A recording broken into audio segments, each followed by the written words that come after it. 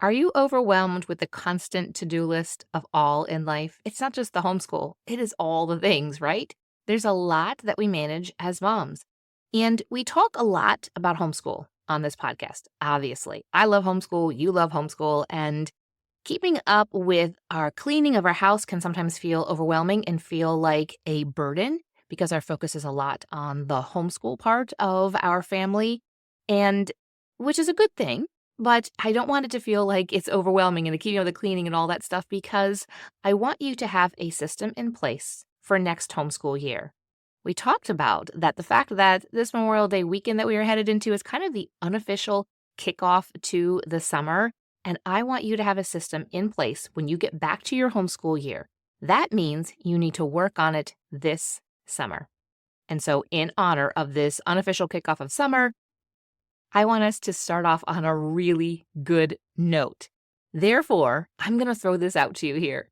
The Tidy Home, which is the system that I use to keep up with all of the cleaning and all of the chores that are on a consistent basis, whether that consistency is every day, weekly, monthly, quarterly, yearly. I use this. And I know that it works so well for homeschool families. Therefore, I want to make sure that you have success with the Tidy Home. So only this weekend for Memorial Day weekend, up until through this Monday, May 27th, I'm going to throw in a bonus. If you join the Tidy Home at littlebylittlehomeschool.com/tidyhome between now and Monday, I'm going to throw in a bonus of one-on-one support as you work through that with me. I cannot wait to be able to work with you. That is one of the things that I really love the most is connecting one-on-one or in small groups. So this is going to be one-on-one, and we are going to take a look at your exact system and what is going to work for you. And so therefore, when you join the Tidy Home this weekend only, you're going to get that bonus of having my eyes on your cleaning system and what is important and a priority for you so that you can really start off this summer even more so than if you were just to go and do it completely on your own. You can do it completely on your own, but I would love to be able to come alongside you and help you with that. And therefore, you will have the system really in place and so used to it that when you start next homeschool year, it's not even going to be a thought. So head on over to littlebylittlehomeschool.com/tidyhome or check out the link in the show notes. Join this weekend and you can get that bonus of a one-on-one with me as we work through your system.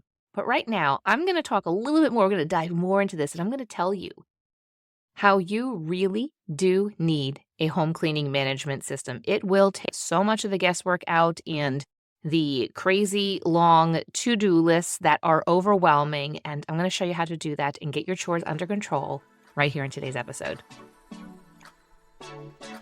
Welcome to Little by Little Homeschool Podcast, where you'll learn tips and strategies that will empower you to home educate your children.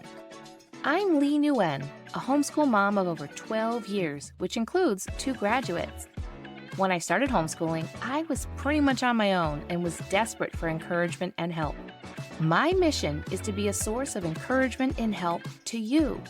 Whether you are just beginning your homeschool journey or you're deep into the homeschool lifestyle, Little by Little Homeschool wants to help you stay the course because all the time you are investing into your children is completely worth it.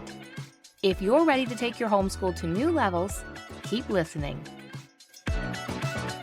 Around here at Little by Little Homeschool, you know that we love talking about homeschool. But so, we enjoy talking about and throwing in some homemaking stuff. But homemaking, it is so much more than just what you might think of the aesthetics and you'll see on social media on Pinterest. It is much more than the decor and the prettiness. There is also behind that the dirt and the grime and that kind of stuff. It doesn't stop. But it's better to get that dirt and grime and get the cleaning and everything done and under control than to have it consistently building up over time, possibly even years. That's okay. We'll get it taken care of. And what happens along with that is when the messes build up and things are not clean and tidy, your frustration, it also builds. And that is not a good thing to go alongside of all of the mess. So the mess is building, your frustration is building. It is not a good combination. And ignoring the cleaning and the chores and the things that need to get done, you know that doesn't make it go away either. I'm not ashamed to say that I was a complete slob until I went to college. And then I kept up with our home really well and easily when I was single, when we were newlywed, when I had my first child. And then we added more kids. And it wasn't even just the adding more kids, it's just adding the more to life, the more activities, and just the more of the things to be a part of, and house projects, and just other projects and hobbies. And it's so easy to ignore the cleaning for the fun stuff. And I would kind of find myself do that. I find myself slipping into that once in a while as well. But then when the cleaning is ignored, then my frustration grows. Remember that cycle that we just talked about. But I don't want you to have that frustration cycle as well. And I know for myself that when my home is in order, doesn't have to be perfect. It doesn't have to be aesthetically perfect. It doesn't have to be on the cover of a magazine. None of that stuff. But when I have my home set in place and I know that I have a system, even if there are messes and there are areas to clean up, such as the refrigerator, I can ignore the fact that besides the big obvious spills or something, but the little things, the little crumbs, I can ignore that because I know that it's in my system and I know that I will get to it. Therefore, I don't have to be frustrated about that. Overall, when I have things in a system and I know that everything is going to get done, I have more peace in my home. And I know the same is for you too. When we have more order and when things are cleaned up, we can have more peace in our heart and we don't have that frustration and that anxiety. I want the same for you. Let's build upon that and let's jump into why. Why, as homeschool moms, as homemakers, as the tender of our home and all that is given to us, why should we put a focus on having our home put together and having a system and just having everything kind of in an order that works for you? We'll say that as well. But just like I said, you have peace. You'll have peace not only in your home, but peace in your mind. And therefore, then that trickles down to how you relate to your family, how you relate to anybody who comes into your home. It's also a really good way of stewarding what God has given us. He has given you these children, this husband, this home, and therefore you get to steward it. Let's steward it well. Let's steward it in a way that adds life to our family and doesn't suck the life out of us. Another reason why it's really important to keep up with this is that we are modeling it for our children. And not only modeling it, I tell you that you should not be doing all this. I'm a huge proponent. Your kids need to be doing it as well. We can't expect our kids just to kind of watch, oh, that's how mom wipes down the kitchen counters and never do it themselves. That's how they'll learn. Therefore, someday when they get out onto their own, whether it is them just being single in an apartment with some friends or them getting married, whatever the situation is, when they have a place to be able to take care of, they'll know how to do it because you taught them. They worked alongside you and then you let them go and you let them to do those types of things. So the why is so that you can have peace in your heart and in your mind and therefore in your home. It also helps us to steward what we have well, and then it is a good way of teaching our children so that they are set up for success in their future. How do you get the chores and the cleaning under control? The first thing I want you to do is to admit your weaknesses and your faults. We all have them in all different areas of our lives, but let's focus right now on your weaknesses and your faults. And I'm not going to tell you that you have to tell me what those are. You probably already know, but I would encourage you after this episode or pause this episode right now and think about it. What is my weakness and my faults when it comes to keeping up with the cleaning and keeping up with the chores? No home needs to be perfect. I'm not saying your home needs to be perfect. My home isn't perfect. And you could look at people's homes on social media and be like, oh, wow, their home is perfect. But there's things that you don't see. You might aesthetically think that it's really pretty, but then behind the scenes, you might not see all the dirt and the grime and everything. But your house might be opposite. It might not be on the cover of a magazine. Everything is kind of mismatched, but it feels homey and you're able to keep up with the dirt and the grime and all that goes along with having kids in and out of the house, especially as we go here into the summer. So it doesn't have to be perfect. But if your home is causing you stress, it's causing you anxiety, it's holding your family back in any type of way, then it's a hindrance if you ignore it. There is a solution, and that is having a cleaning system, okay? There is a solution. Doesn't mean you have to stay stuck in this. First thing is to admit it, but don't stay stuck there. The second thing is to work with what you've got. You have you, you've got your husband, you've got your family, meaning your children. You have this home that you have right now in front of you. There is no need to keep up with a home that you do not own. Let's keep up with the home that either that you own or you rent, or the apartment that you rent, or the townhouse, or the campground, or the camper. I don't know, wherever it is that you live. Wherever you are, again, doesn't matter if you own it, doesn't matter if you rent, that you are borrowing it, that's a part of someone's home that you're living in, doesn't matter the situation. This is what you've got. Work with what you have. Don't focus on what you do not have. Focus on what you do have. You also have inclinations when it comes to your home. Some want their home to be very spotless, and some don't really care as much. That is okay. Whatever end of whatever spectrum it is, that's okay. So you need to admit that and recognize what your inclinations are. And some things are going to be more important to you than to other people. So, for example, maybe you do not like all of the handprints and the smudges and everything on your front door. It's just one of those things that just kind of triggers you. So every night after the kids are in bed, you quick get out the glass cleaner and you wipe it down. Your next door neighbor or your best friend or your sister-in-law, she might not care. She might not have ever, if ever, wiped down her front door. And it doesn't matter to her. But you can go to her house and her kitchen counters will always be cleaned up. After every single meal, the kitchen sink is always cleaned up. Those are inclinations. What is it that you really are maybe kind of, we'll say, triggered by? And what is it that kind of sets you off? Those are the things to start with definitely focusing on. So again, you like the clean window? Go ahead and clean it. You like the clean sink? Go ahead and clean it. Now, I'm not saying never clean the window. I'm not saying never clean the sink. But that is a really good place to start, is to realize and work with what you have, meaning your family and your home and your inclinations.